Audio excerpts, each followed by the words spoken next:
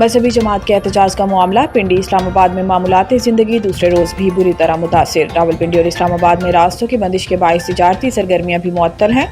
Rawalpindi express way فیض آباد اور IGP road مکمل طور پر بند ہے۔ راولپنڈی اور اسلام آباد کو ملانے والی فیض آباد انٹرچینج بھی سیل ہے، جبکہ کھنا پل، کری روڈ اور ڈھوک کالا خان کے راستے بھی تاحال سیل ہیں۔ وارث خان کمیٹی چوک، سکست روڈ، شمس آباد اور ایران روڈ بھی سیل ہیں۔ راول روڈ، شاہین چوک، صدر اور پرانے ایئرپورٹ سے آنے والے راستے بھی مکمل بند ہیں۔ اسلام آباد آنے والے بیشتر راستے کنٹینرز لگا کر بند رکھے گئے ہیں۔ ریڈ زون کو مکمل طور پر سیل کر دیا گیا، صرف مارگلا روڈ کھلا ہے۔ راولپنڈی انتظامیہ نے شہر میں ہیوی ٹریفک کے داخلے پر مکمل پابندی عائد کر رکھی ہے، جبکہ ایئرپورٹ جانے والے راستوں کو بھی کنٹینرز لگا کر سیل کر دیا گیا، جس کے باعث پروازوں میں تاخیر ہو رہی ہے۔ جڑواں شہروں میں انٹرنیٹ سروس دوسرے روز بھی معطل ہے، جبکہ راستوں کی بندش کے باعث تعلیمی ادارے بھی بند ہیں۔ ممکنہ احتجاج کے پیش نظر جڑواں شہروں میں میٹرو بس سروس دوسرے روز بھی معطل اور فیض آباد کے مقام پر پولیس کی بھاری نفری تعینات ہے۔ فیض آباد میں تمام ہوٹلز کو بھی سیل کر دیا گیا ہے۔ خیبر پختونخوا میں ریاست مخالف قیادت نہیں لائی جا سکتی۔ DGI SPR پشاور میں میڈیا بریفنگ کے دوران لیفٹیننٹ جنرل احمد شریف چودھری سے سوال ہوا تھا کہ ایک بیانیہ بنایا جا رہا ہے کہ KP میں اسٹیبلشمنٹ مخالف بیانیے کے ساتھ نئی قیادت آنے والی ہے اور اس کا سب سے بڑا ٹارگٹ یہی ہے کہ فوج کو یہاں سے واپس بھیجنا ہے۔ سوال کے جواب میں DGI SPR نے جواب دیا کہ اسٹیبلشمنٹ ریاست کا ایک ادارہ ہے۔ آپ کیا کہنا چاہ رہے ہیں کہ کیا ایسی قیادت لائی جا رہی ہے جو ریاست کے خلاف ہے؟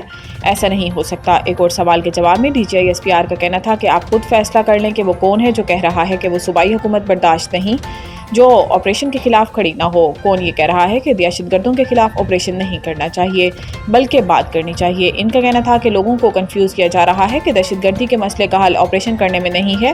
یہ کہتے ہیں کہ بچوں کے سر کاٹ کر فٹ بال کھیلنے والوں سے بات چیت کریں۔ ریاست اور عوام کو ایسے شخص کے فیصلے اور خواہش پر نہیں چھوڑ سکتے جو KP میں دہشت گردی واپس لانے کا اکیلا ذمہ دار ہو۔ خارجیوں اور ان کے سہولت کاروں سے آہنی ہاتھوں سے نمٹا جائے گا۔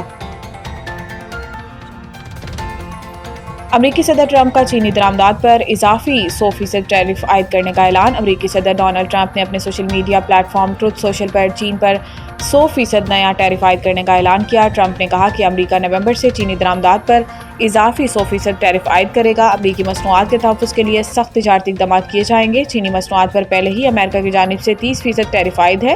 اب نئی درآمدی ٹیکس کے اعلان کے بعد عالمی اسٹاک مارکیٹ گر گئی ہے۔ ٹرمپ نے اس اعلان سے چند گھنٹے قبل ٹروتھ سوشل پر ایک طویل پوسٹ میں کہا تھا کہ چین نے دنیا بھر کے ممالک کو نایاب معدنیات کی برآمدی پابندیوں سے متعلق خط بھیجے ہیں۔ یہ نایاب معدنیات اسمارٹ فونز، برقی گاڑیوں، فوجی آلات اور قابل تجدید توانائی کی ٹیکنالوجی میں استعمال ہوتی ہیں اور ان کی پیداوار اور پروسیسنگ میں چین عالمی سطح پر سب سے آگے ہے۔ ٹرمپ نے کہا تھا کہ چین کو دنیا کو یرغمال بنانے کی اجازت نہیں دی جا سکتی۔ انہوں نے چین کے رویے کو انتہائی دشمنانہ قرار دیا۔ PTI نے دہشت گردوں کی آبادکاری کا الزام مسترد کر دیا۔ PTI ترجمان کی جانب سے جاری بیان میں کہا گیا ہے کہ عوام اور قبائلی رہنماؤں نے 2021 میں دہشت گردوں کی واپسی کا منصوبہ رد کیا تھا۔ اس منصوبے پر عمران خان کے دور حکومت میں عمل نہیں ہوا۔ ترجمان PTI کے مطابق دہشت گردی کی ذمہ داری PTI پر ڈالنا حقائق کے برعکس ہے۔ یاد رہے کہ گزشتہ روز ایکس پر پیغام جاری کرتے ہوئے خواجہ آصف نے کہا تھا کہ ہزاروں طالبان کو عمران خان نے پاکستان لا کے بسایا۔ آج بھی PTI دہشت گردوں سے مذاکرات کی بات کر رہی ہے۔ سالوں سے ہماری فوج اور عوام کا خون بہایا جا رہا ہے۔ افغان حکومت کے ساتھ سالوں پر محیط مذاکرات اور وفود کے کابل آنے جانے کے باوجود پاکستان میں خون ریزی بند نہیں ہوئی۔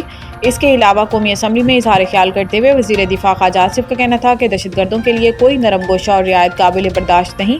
دہشت گردوں کو پناہ دینے والوں کو ابھی حساب دینا ہوگا۔ IMF مذاکرات، زرعی انکم ٹیکس اور کرپشن رپورٹ پر مہلت کی درخواست۔ ذرائع وزارت خزانہ کے مطابق سیلاب کے باعث صوبوں نے زرعی آمدن پر انکم ٹیکس نافذ کرنے کے لیے مزید مہلت مانگ لی۔ سیلاب سے زرعی معیشت متاثر ہونے کے سبب صوبے فوری طور پر ایگریکلچرل انکم ٹیکس نافذ کرنے پر آمادہ نہیں۔ ذرائع کے مطابق IMF کو دسمبر تک پروکیورمنٹ پالیسی MEFP میں شامل کی گئی ہے، جبکہ سرکاری افسران کے اثاثے ظاہر کرنے اور corruption and governance diagnostic assessment report کے نکات بھی مذاکرات کا حصہ ہیں۔ ذرائع نے بتایا کہ حکومت نے corruption and governance report publish کرنے کے لیے مہلت طلب کی ہے، جبکہ IMF کی جانب سے سرکاری سطح پر گندم خریداری کے لیے اوپن مارکیٹ یا نجی شعبے سے خریداری کا میکانزم فراہم کرنے کا مطالبہ کیا گیا ہے۔ ذرائع کے مطابق معاشی ٹیم نے اسٹرکچرل بینچ مارکس پر نرمی کی درخواست بھی کی ہے تاکہ معاہدہ جلد از جلد مکمل ہو سکے۔